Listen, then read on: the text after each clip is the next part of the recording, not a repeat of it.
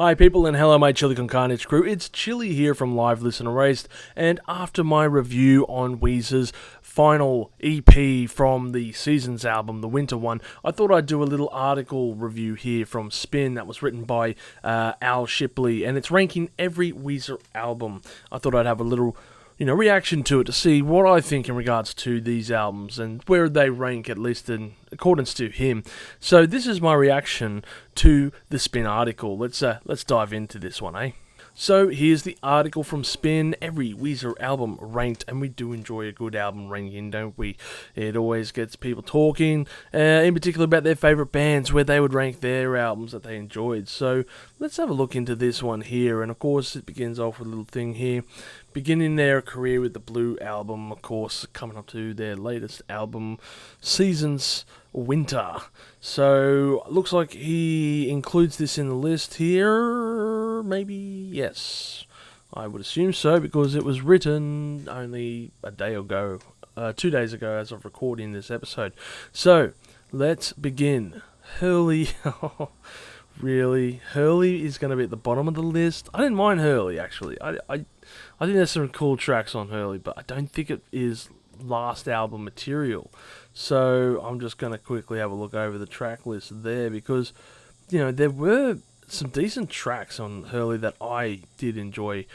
The thing I remember, well, obviously it's from, Hurley from Lost, everyone. How can you not like that guy? That smile is just endearing. But Memories, which I believe was used on the Jackass 2 soundtrack.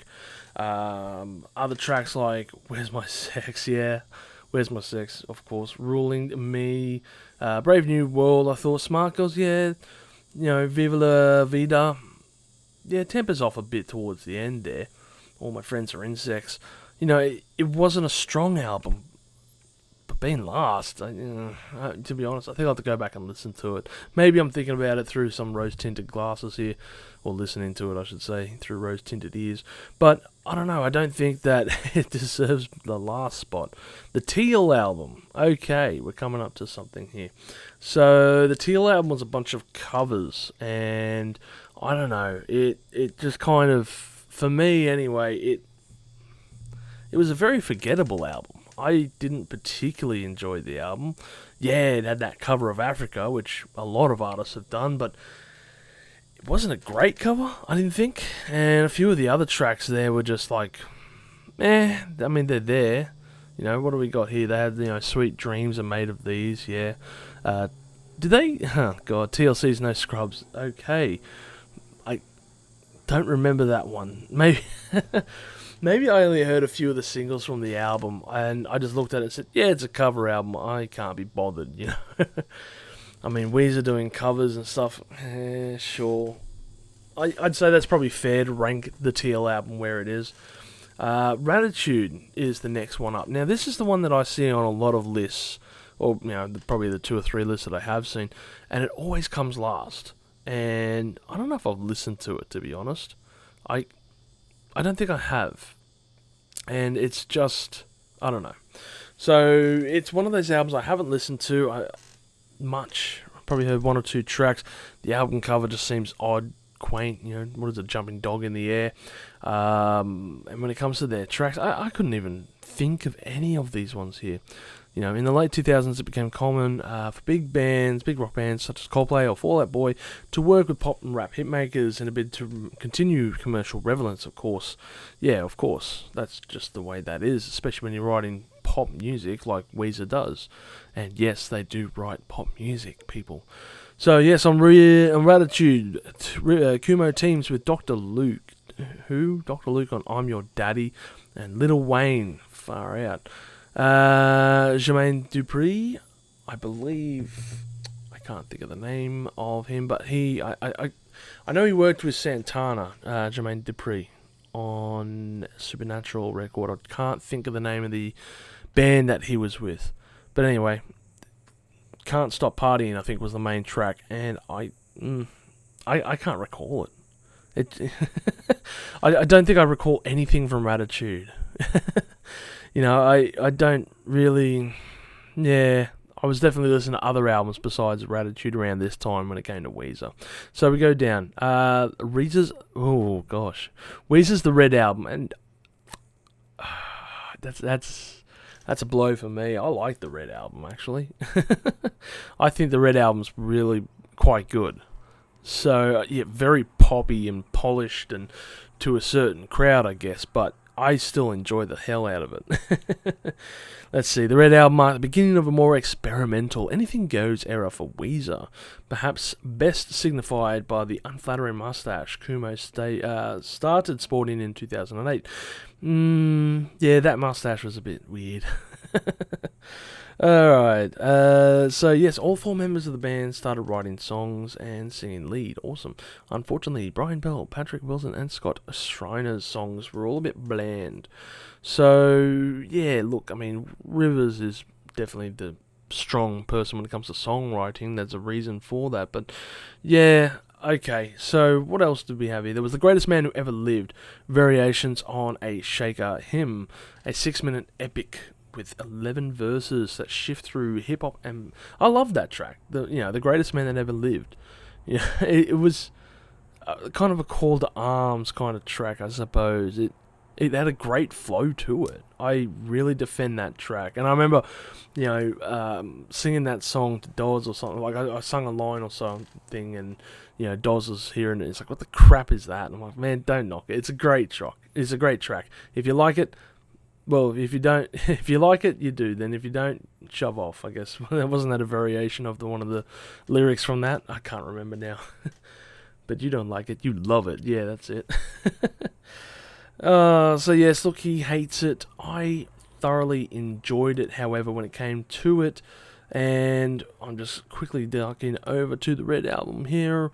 So Troublemaker, The Greatest Man That Ever Lived, yes. Pork and Beans, of course everyone remembers that track. Everybody Get Dangerous. But there was a few other tracks there that were really interesting. There was the cover of The Weight, which I thought was pretty interesting. Pretty good cover. Heart Songs wasn't bad either. Yeah, Troublemaker as well. So I think there's quite a few decent tracks, and I don't think this deserves to be ranked as low as it does. But that's my opinion, and that's his opinion. That's why he's put it where he has. The Black Album, yeah. The Black Album. So the Black Album was one of those albums. I remember some YouTube channel that covers pretty much Weezer predominantly. They discussed an interesting theory they had that the Black Album was too dark, and they think that they were too worried around the time that they decided to make the Teal album as well, a whole, an album full of covers and stuff. So in case there was a bit of blowback with the Black Album, they could they could land back on the Teal album. That's what I heard. I don't know how much of that weighs true or whatever, but interesting to say the least if it does come through. So yeah, the Black Album wasn't an album I listened to a lot. I definitely couldn't say I've gone back to it in time. Maybe I should. It just seems... I mean, if you look at the album cover, it's like, what are they wearing? Gimp suits here? Or is it then just covered in oil? I don't know, but it's an odd cover. Yeah. And the Black Album, there's only one Black Album. Come on now. Metallica. So, yes. When the album was released, it didn't really make waves for me. I didn't listen to it a lot. To this day, I haven't really gone back to it. Can't Knock the Hustle. Let's see. Aside from the embarrassing opening track and lead single, yes, from memory, yeah, I think that's what turned me off. That Can't Knock the Hustle track. I was listening to it going, oh, what the hell is this? You're not hustling shit, boys. You are Weezer. Own that shit. But don't knock the hustle. Come on, fuck off. So, next one coming up, Pacific Daydream. Yeah, this is another album that just kind of falls away from me. Again, another album I didn't listen to much, or didn't make a big impact on me, I guess I would say. I would put Pacific Daydream further up in the list. To me, it just meh. Interesting album cover, sure, but as far as it goes, yeah. this is a pretty average album. As Kumo was compiling song ideas for the Black Album, he set aside a separate group of songs with a more upbeat vibe. Am I thinking of something wrong? No. Yes, the collection quickly took on a life of its own and went up hitting stores around 18 months before the Black Album. Pacific Daydream pays tribute to Kumo's sunshine pop heroes on Beach Boys, and no less than 3 songs feature summer-themed choruses: Mexican Fender, La Mancha Screwjob, and of course, the hit Feels Like Summer. Wasn't that a track by Queens of the Stone Age? Feel Good Hits of the Summer, sorry. But yes, there are some charm moments here, but then the album feels like a tentative version of Kumo's more dramatic leap into orchestral pop on OK Human a few years later. Geez, he hasn't mentioned that one yet. Anyway. Alright, Seasons. Interesting. Is he going to say the whole album of Seasons? Alright, so Seasons looks like it's been just brought into one. Over the course of 2022, Weezer unveiled a different 7-song EP on the first day of each season. At the end of the year, those songs were assembled into one collection, and the mammoth 90-minute Seasons is effectively the longest Weezer album to date. True, it is. It's massive. It's a fucking Weezer have never done anything like over 40 minutes. 50 minutes, I should say. Pretty much they're predominantly 40 minutes or less albums. So the fact that, Seasons as a whole, when you get all the 4 of them together, it's a very long album. 90 minutes is a long time to be listening to Weezer. So I find that a bit irksome, but again, I'm going to go into that a bit later on, towards the end of the month, when I do my in-depth analysis regarding Seasons. So keep an eye out on that. So, yeah, perhaps Kumo was simply tapped out for good songs about the warmer months after writing so many on the White Album and Pacific Daydream.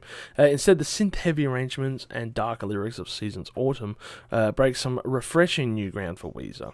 Kumo has often taken the inspiration from outside rock and roll, but the interlopers of classical music melodies, including Vivaldi on Opening Night, yes, which I also discussed in my review for Weezer's Seasons Autumn, which is odd because Vivaldi, I think, is a tune regarding winter, I think it was. I can't remember now. But anyway, so yes, and Albinoni on Sheraton Commander are an incredibly grating recurring motif. Interesting, but I did not like Sheraton Commander, and I felt it was very out of place. So, yeah, just because it appears on 2 different albums doesn't really, to me, it doesn't reflect great. It doesn't reflect the great point.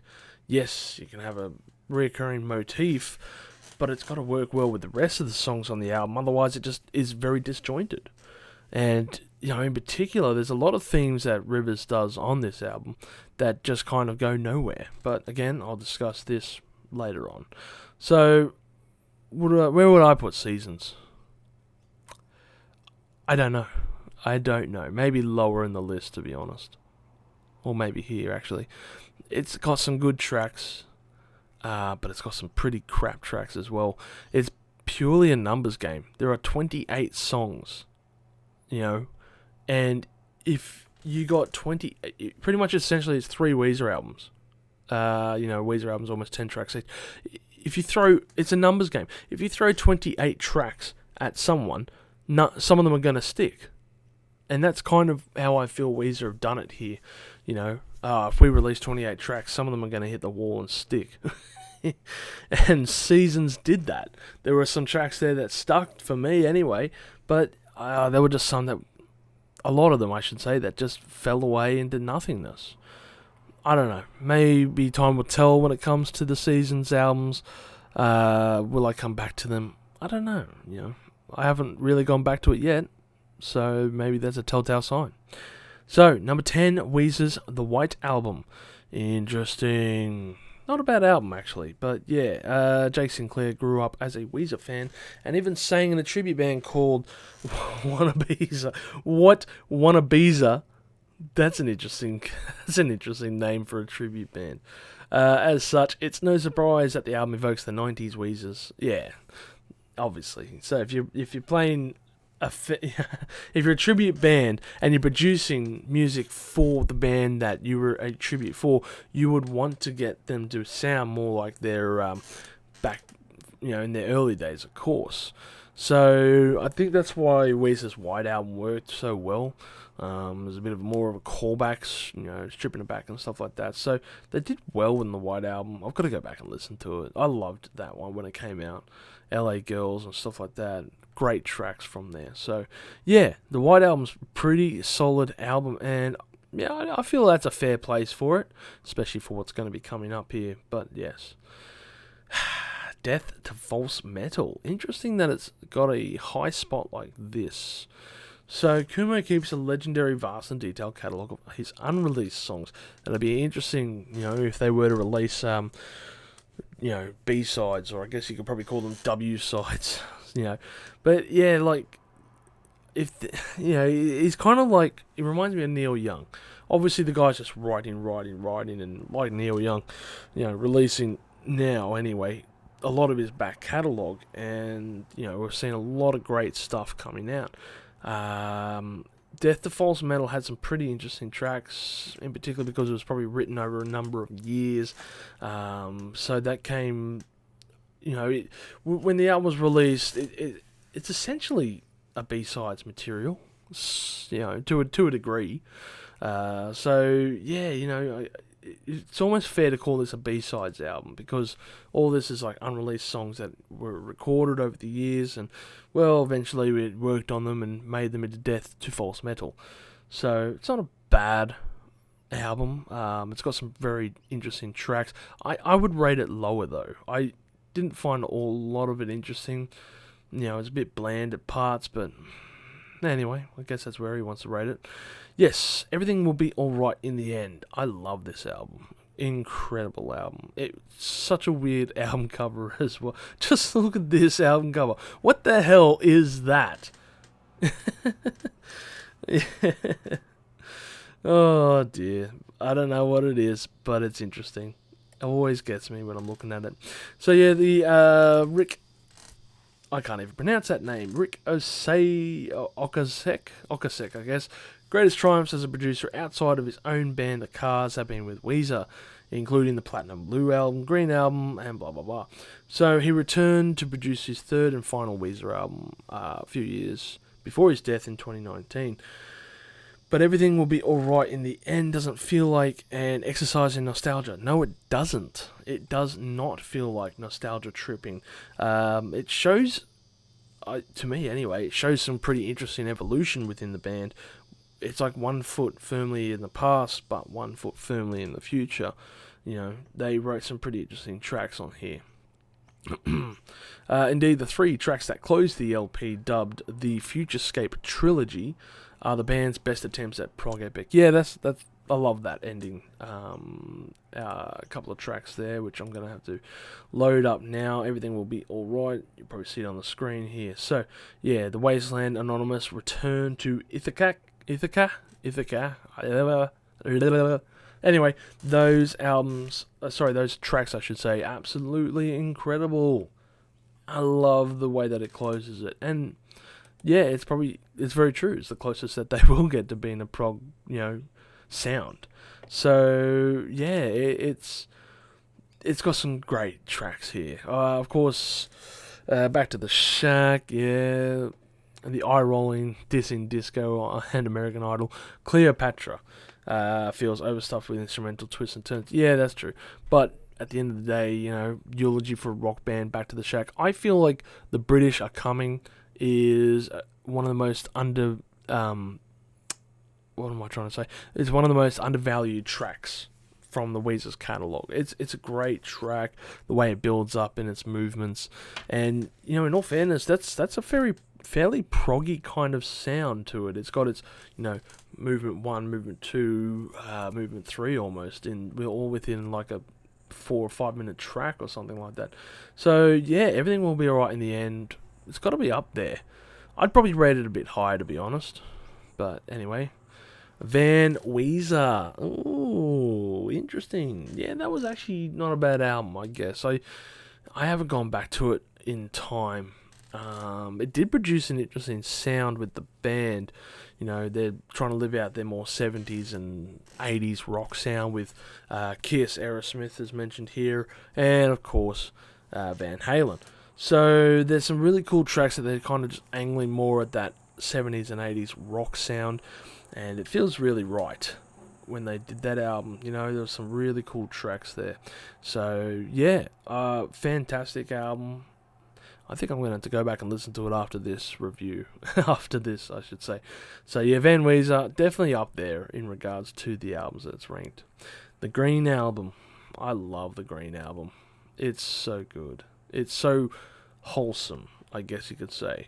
It's the album that actually got me into Weezer with the track Island in the Sun, which you can see here, the video clip. I remember seeing it back in the day when it was released, and it was just this quirky kind of video clip. The band rolling around on a hill, throwing a chimpanzee in the air or something like that, you know, and it's just such a quaint video clip, I guess would be the word. And I remember it came out on a So Fresh CD, and Island in the Sun just made it to, you know, one of my favourite tracks.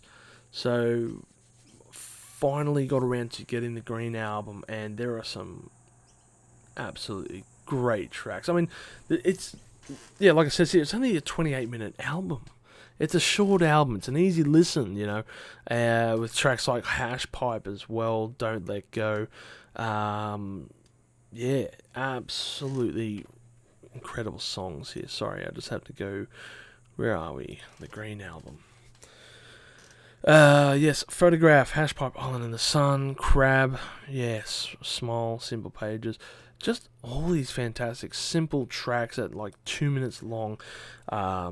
It was marred with a bit of controversy around the time. I believe one of the band members, I think the bassist, I can't remember his name though. Yeah, Mike, there it is. Mikey Welsh had a bit of a drug problem around the time. Weezer was back though. Yeah, there we go. New bassist wouldn't stay in the band for long. Yeah, so Mikey Welsh, yeah, he was introduced as the bassist for around this time. I remember reading up in NoFX's autobiography how Smelly, I think it is, was using heroin with him, and basically, I think he was with him around the time that he overdosed, or very close to his date of death. So that's an interesting little, you know, 6 degrees of separation from one of my favourite bands, NoFX, to Weezer. It was something that I wasn't really aware of. I didn't read too much into Weezer's history.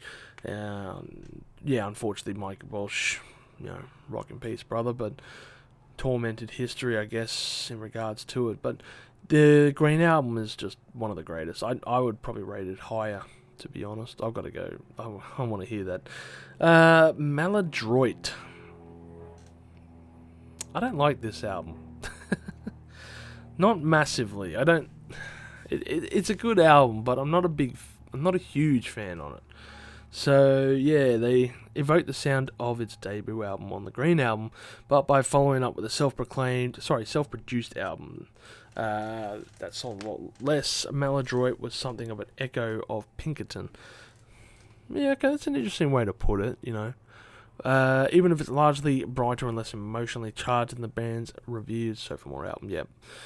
New bassist Scott Schreiner on board. Yeah, they brought the line up. But to me, Maladroit, it's just an album I've never been able to get into. You know, I can't rate it. I really don't. I would probably put this much higher in the list out of pure... It never grabbed me, I guess, is what I'm saying. I guess I've got to listen to a lot more Weezer after this, is what I'm trying to say. Because Maladroit, I haven't listened to that in ages, and I didn't feel it, I guess is what I want to say. So for me, I wouldn't rate it so high. But anyway, here it is. Okay, Human. Interesting. So, I don't know. Okay, Human being so high on this list. again, it's an okay album, but I wouldn't rate it so high. There's some decent tracks in there, but I this is more mid tier for me. Okay, Human, especially coming up to, Van Weezer, which I felt was a better sound for him, but I don't know. Yeah, like there's a 38-piece orchestra in some of their songs here, and to me that's what I mean. It's too synth heavy, it relies heavily on a lot of orchestral synth and all this stuff, and I'm like, man, I don't want that with Weezer. Weezer should be purely the guitars, and that's my opinion. They do well with others, but to me that's how it should be. Other people might say otherwise, but anyway, okay, Human, I wouldn't really rate it. For me, mid to late tier. That's where I'd probably put it. So yeah, Make Believe. Yeah, Make Believe. Absolutely solid album, Make Believe is. So we know where we're coming with the last two. This is number 3 at Make Believe. Rick Rubin, of course, one of the most polarizing producers in rock. No more as a guru, producing Make Believes. This is a freaking perfect situation. Beverly Hills, boom, boom, boom, boom. Absolutely incredible tracks here. 3 top 10 singles on the alternative radio. Interesting, I didn't know that. Yeah, Perfect Situation, Beverly Hills, and what was the third one though? My Best Friend or Hold Me? I don't know. But yeah, Make Believe is it's like a sleeper. It looks like it was a sleeper album. The album cover just looks so average to me. I remember seeing it, first time, and I was like, what is this? It's just this black background, a few lines and stuff like that with the band. It doesn't bring out anything interesting, I guess, is what I'm, but the album itself, oh yes, oh yeah. So, we know which 2 albums are going to be in the top spots. Any guesses as to which one comes number 1? I mean, it's gotta be Blue Album at number 1. If not, you're gonna be surprised, eh? Alright, Pinkerton, there we go, number 2. Of course, I think any list is like number 1, number 2. So yes, Pinkerton is an incredible album. It's raw, it's very solid album. El Scorcho, El Scorcho. The Good Life, absolutely incredible songs there, from an artist who was struggling in that time, and still is, I think, to even this day. When you listen to the Winter album in particular, you can hear a bit of it too. So yes, Pinkerton. I didn't listen to that album until actually much later. It was like again, I judged the album cover and thought, well, this looks a bit weird. But when I finally got around to it, I was blown away. I finally got the album and I went, alright, let's see what everyone's talking about here. Played it, it's like, wow, that album is incredible. Yep, so Pinkerton, absolutely solid album, of course. And, of course, number 1. Or was it any surprise at all with the Blue Album? The best album that Weezer has put out. It's perhaps unfortunate, but, Weezer have never lived up to, have never gone past the hype, I guess, of the Blue Album. Their debut album is phenomenal. It's pure. I don't think there's a dull track on it. I wouldn't say there is a dull track on it at all. It's perfect in every way, shape, and form. It's some 30-ish minutes of pure rock goodness from the 90s. So, yeah, in 41 minutes it is just insanely good. I have recommended that Doz go back and listen to this album because he, to my knowledge, hasn't listened to it still. So, yeah, it's one of those albums that he really needs to go back and listen to because, of course, if you're a Weezer fan, the Blue Album is the best. There's no doubt about it. Most fans would agree. I would be curious, though, if you're a Weezer fan and you think that the Blue Album is not as good, why that is, and what album you would put down as number 1. Because for me, I think Weezer rank in the unfortunate list of bands that couldn't make it past their debut album. Past the hype, I should say. Bands like Pearl Jam, who have had an extensive catalogue of music, with incredible music as well, incredible tracks. Same with Weezer, but unfortunately their debut album was so unanimous that it stands on a tier on itself. You look at Pearl Jam's 10 album, which kind of revolutionized the sound around the time of the grunge scene, and Weezer as well, when they produced that Blue album, it blew away that kind of post-grunge era of alt rock, I guess. It would come to define the newer sound, I guess, of the 90s. So yeah, they are like top tier albums that just stand on a rank unto itself. And I don't think they'll ever capture that lightning again. Either of those two bands, they're the ones I can at least think of. But yes, the Blue album in particular, absolutely killer album. I love that. I was listening to it just a couple of days ago, and just everything about it is so good. You're listening to it and you're going through it just thinking to yourself, like, my name is Jonas, carrying the wind. Buddy Holly, Undone, damn. The world has turned and left me here, no one else. It's Say It Ain't So is just next level. I love the album closer as well, Only in Dreams. It's the longest track I think that they've done at like 8 minutes. Just this simple bass chord, dun dun dun dun dun dun dun dun dun dun dun dun dun dun dun, and the band just kind of comes in slowly and plays to it and comes out while the bass line is just playing its tune the whole time. It's just this simplistic kind of effort, but it works so well, I guess, is at the same time. Only in Dreams is absolutely great closer to the Blue album. So yeah, that's the Weezer albums ranked in according to the Spin article there by Al. Oops, did I just close? My apologies there, I closed the window. So that's my reaction, at least, to the Spin article here by Al Shipley. For some reason I was about to say Shepperton, but that is a news, he's on the news. I think he does weather, or did. But yes, Al Shipley, every Weezer album ranked. Interesting list there. I would disagree with a few of them, but that's everyone, like everyone agree, everyone has their own opinions, and nothing's right. It's just an opinion, especially when it comes to music, which is so subjective and stuff like that, and everyone has their own thing like that. So, look, maybe I might do a ranking of Weezer albums in the next coming month or two, depending how I go. I might give Weezer a little bit of a rest for now anyway. I think I've covered enough of them in the last month, so yeah, I might, maybe in a couple of months' time, I might do something there for ranking all their albums, but yeah, in regards to that, I think that was a fun little list to go over. I hope you've enjoyed this episode.